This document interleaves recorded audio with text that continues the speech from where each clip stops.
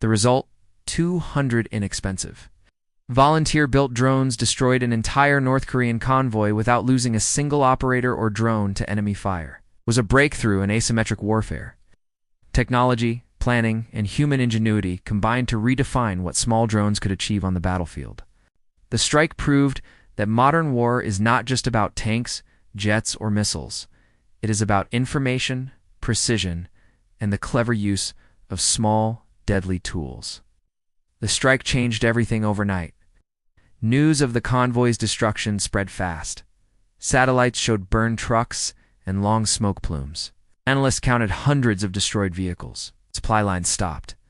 Frontline units that expected fuel and shells found empty roads and silence. The immediate tactical gain was clear. A single convoy lost meant days, sometimes weeks, of delay for frontline resupply. Commanders had to reroute scarce resources. Plans stalled. Operations slowed. Morale on the ground shifted. Ukrainian units felt a surge of hope. Enemy logistics units grew anxious. The loss hit more than trucks. It hit confidence. Commanders on both sides recalculated risk. Logistics hubs that once seemed safe were no longer so.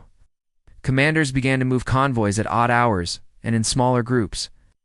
They spread loads across more routes that made transport slower and more costly. Strike bought time for defenders. It forced the enemy to rebuild supply chains under new danger.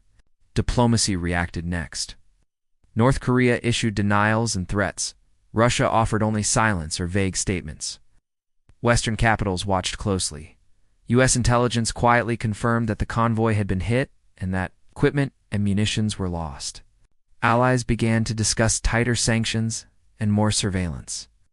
The world saw a new kind of warfare where cheap tools could beat large convoys.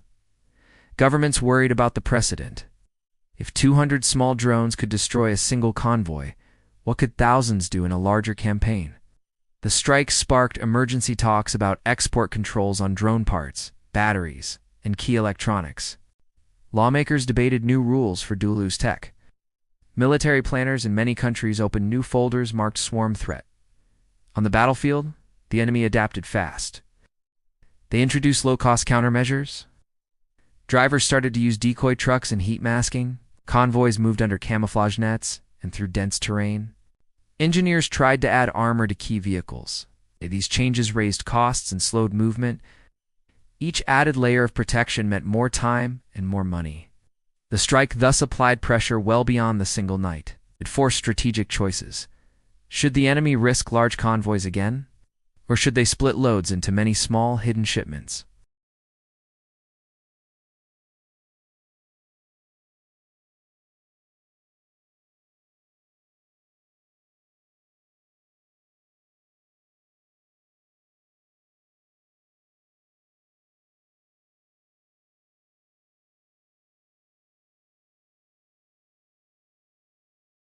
International law experts raised questions.